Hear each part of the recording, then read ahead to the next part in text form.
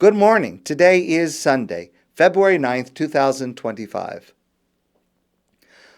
I plan tomorrow morning to speak about the news from Israel from yesterday on Shabbos.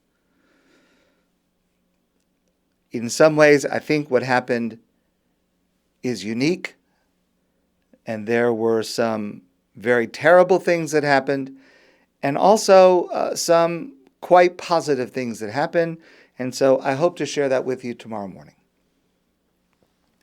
But today, let's discuss fathers-in-law.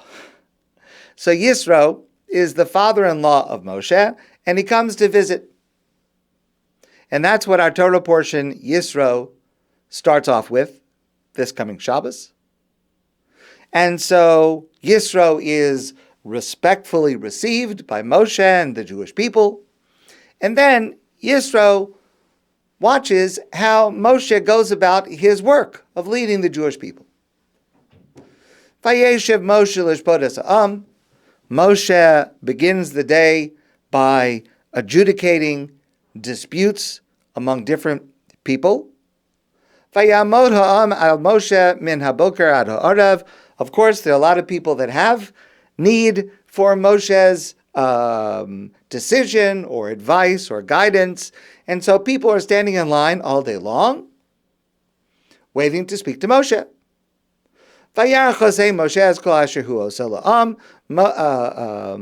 Yisro, the father-in-law of Moshe, sees what's going on. And he says, why are you doing this? And Moshe says, well, Ki yavo elayam lidrosh elakim. Ki yelehem davar bo elai. When they have a question or a dispute, they come to me. V'shafatati bein ish ubein re'ehu. And I make decisions. I'm a judge. I make decisions between who's right and who's wrong. V'odati es chukei olakim v'es. And if somebody comes with a question about what does God want from us, how do I perform this mitzvah, etc., I teach them what God wants and what God's laws are. Vayomer Chosei Moshe love, and Yisro, Moshe's father-in-law, says to him, Lo tov hadavar. This is not good. This is not good, Moshe, because you're going to wear yourself out, and the people are going to be worn out waiting for you, standing in line all day long. So Yisro says, I have some advice. And the advice is that what you should do is you should appoint judges. And relatively easy questions will be adjudicated by these judges that you will appoint. And only if nobody else can answer the question, they'll come to you. And then, v'hizarta eshem es hachukim v'es. You will teach them the laws and the commandments, and you'll teach them the proper way to go, to live, and the way they should behave. And this way, if you'll adopt this system, this will ease the burden on you, because you're sharing this job of adjudicating amongst many, many judges. Lower courts, lower judges. V'nasu itach, and they will share the burden with you. So it seems, by just reading the words simply, that Yisro wants to lighten Moshe's load, Moshe's burden. And he says that. He says these words, V'hakel me'alecha, it will make it easier for you. It seems that he's saying to Moshe that you will have less to do with answering individual questions, and you can devote yourself more to the questions of leadership that you're needed for, that only you can answer. So it appears, simple reading of the text, that Yisro was suggesting that Moshe lighten his load in this area, to have less to do. But Rabbi Mordechai Kamenetzky points out that if we read it carefully, that's not exactly correct. Let's look at the psukim one more time. Moshe says, this is my job. Ki yeh lehem davar bo elai. When they have something, they come to me. V'shafatati bein ish v'bein re'ehu. I decide who is right and who is wrong in the case of a dispute. V'hodati es chukei holakim v'estarasav. And I teach them the laws of God and the commandments. So that's what I'm doing now. I'm adjudicating disputes and I'm teaching laws. So Yisro says, no, you shouldn't do that. You should have a judicial system with judges that's tiered, right? Lower judges and higher until you get to Moshe, which is the highest. And only those cases that no other judge can answer, they'll come to you. But most of the cases will be answered by the lower judges. But then Yisro gives Moshe a broader role. When Yisro says what Moshe's work should be, he adds something that Moshe did not include. One more time. V'yizarta eshem es hachukim v'asatoras. You should teach them about the laws and the commandments. Okay, that's what Moshe said that he was doing, right? But now he's not going to do all the adjudicating by himself. He's going to share it according to Yisro's plan. So that part Moshe had said he was doing, and Yisro wants to make that lighter, but Yisro adds something. V'hodata lehem es haderech yelchu bo. You should show them the proper way to go, the proper way to live. V'samaser sher yasun. And the proper way to act. Now, Moshe didn't say anything about that. Moshe didn't say that he was doing that, guiding people in how to live and how to act. Moshe didn't say that. Moshe said he was answering questions and he was teaching Torah. Yisro, in what appears to be lightening Moshe's load, adds to Moshe's load. You're going to teach them, okay, you're not going to answer all the disputes, that is going to be shared by the judges, but he adds, and you will also show them the proper way to live and the proper way to act. So Yisro is not actually lessening Moshe's load. In a certain sense he is, but he's also adding to Moshe's load, something that Moshe himself had not said that he was doing.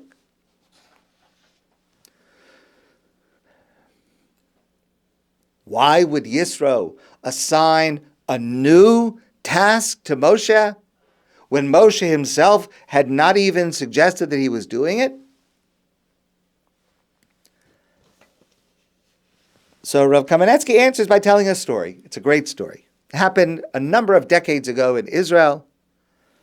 There was a well-known psychologist in Yerushalayim. And one year it happened on Erev Pesach, the day before Pesach. So Pesach is that night. The first Seder is that night. And so he was doing what lots of Jews do on Erev Pesach. He was burning his chametz, biur chametz. He was burning his chametz. He lived in an apartment building, and there's a courtyard, and he was burning his chametz. And there were a lot of neighbors around also burning his chametz. So several of his friends came over to him, and they said, oh, we saw something very strange last night in your courtyard. We saw that Rabbi Eliezer Shach, now Rabbi Shach at that time was one of the greatest Torah teachers and leaders in Israel. He was the head of the Panovich Yeshiva, the largest yeshiva in Israel, and he was a great scholar and a well-known Torah leader. An amazing person. We saw, and he lived, of course, in Bnei Brak, which is where the Panovich Yeshiva is. That's part of Tel Aviv.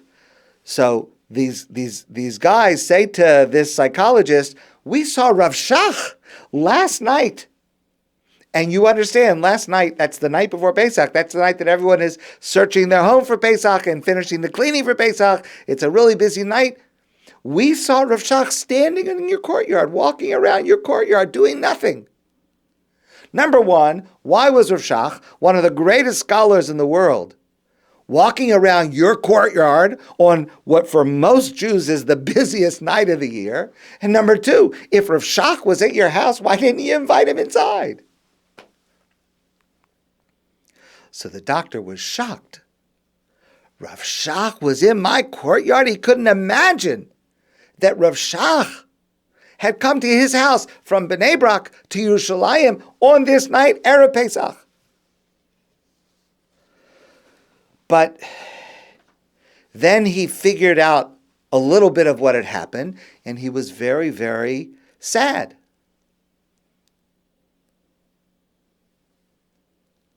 Because he had said to Rav Shach, please don't come to my apartment.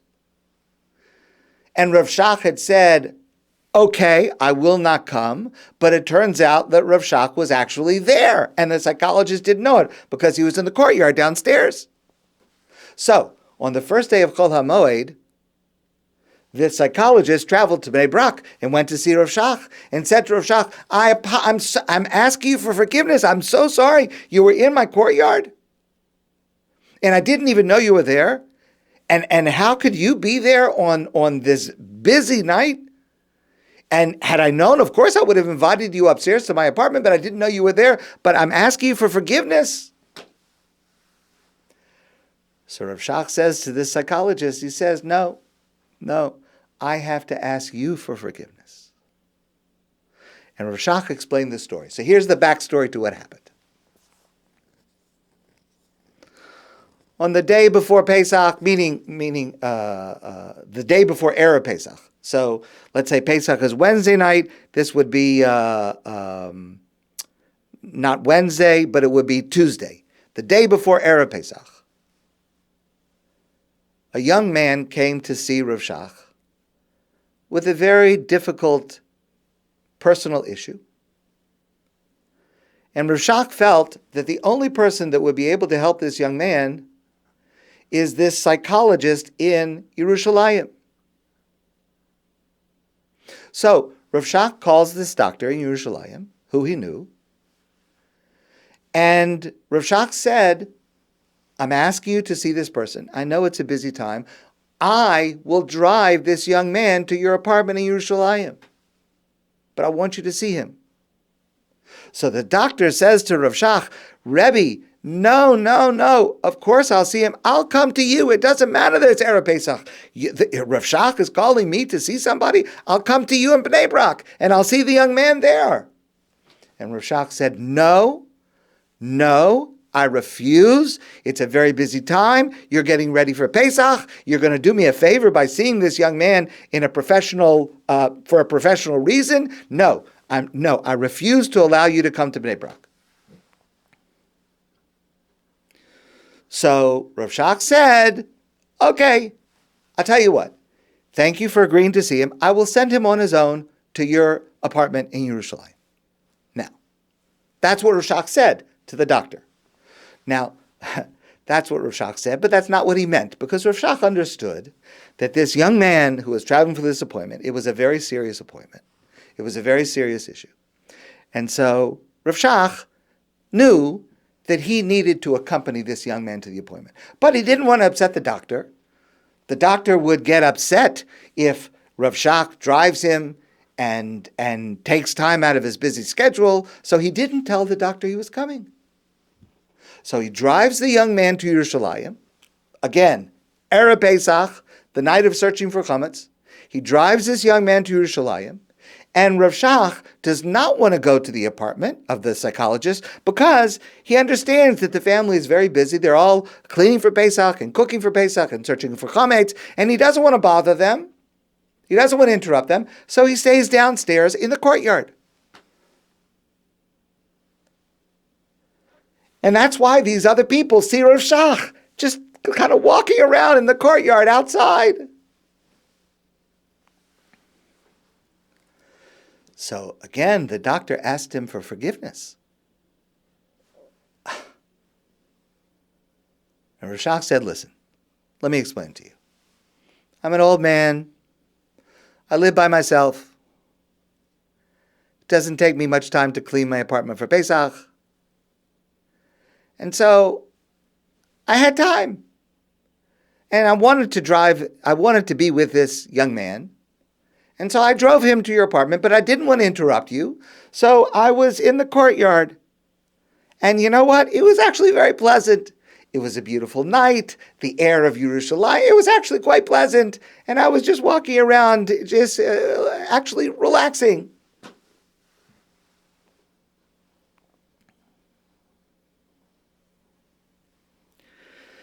Rav Shach didn't realize the greatness of the impression that he made on others. In other words, sometimes it takes somebody else to recognize the greatness of a leader. Rav Shach knew that he had to accompany this young man, but he didn't think about people are going to see him in the courtyard and they're going to wonder why, and he's going to have to explain himself. He was doing what he understood that he had to do to accompany this young man. But it was actually incredible that one of the greatest Torah leaders, who has the weight of the world, the Jewish world for sure, on his shoulders, on the busiest night of the year for Jews, would take the time to drive this young man to Yerushalayim. But for Rav Shach, it was just obvious. And that is analogous to what Moshe did.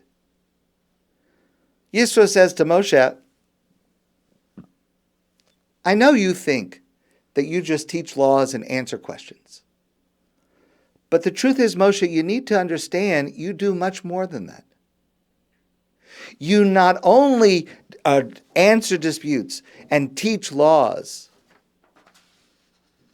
but you also guide people.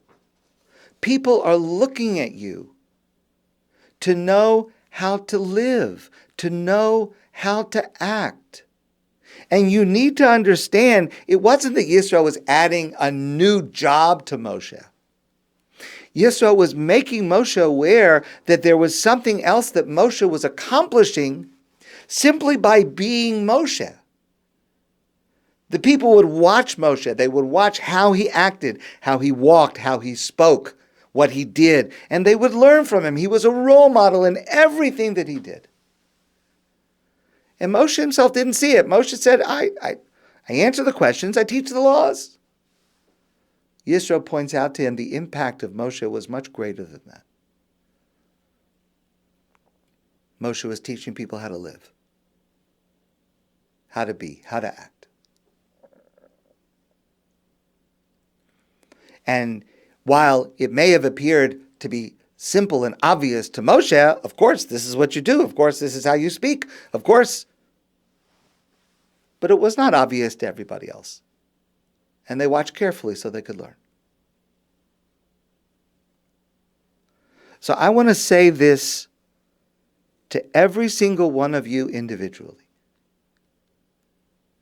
You, and I hope that you believe me, because I mean this with my whole heart. You are a great person. And you may think that what you do, how you speak, the way you live, the way you act, you may think that it's simple and obvious. But I'm telling you something. Michael Whitman, I'm telling you something. It's not so simple and it's not so obvious. You are a great person. And I'm telling you that there are people who are watching you. Not just what you say. Not just what you think your role in your life is. People are watching you and they're learning from you. They're learning from the way that you speak. They're learning from the way that you act. You are a role model. You may not realize it. You may just think that it's obvious to speak in this tone, to act in this way. But even if you don't see it, at least you should remember that Michael Whitman is telling you this. You're a role model. And you also, by your words and your actions that you may take for granted, you also are fulfilling V'adat lehem es haderech yelchu ba. You're showing people the right way to live. Ves hamaseh asher yasun. And you're showing people the right way to act. So keep up the good work. My friends, I wish you a great day, and I look forward to seeing you soon in person.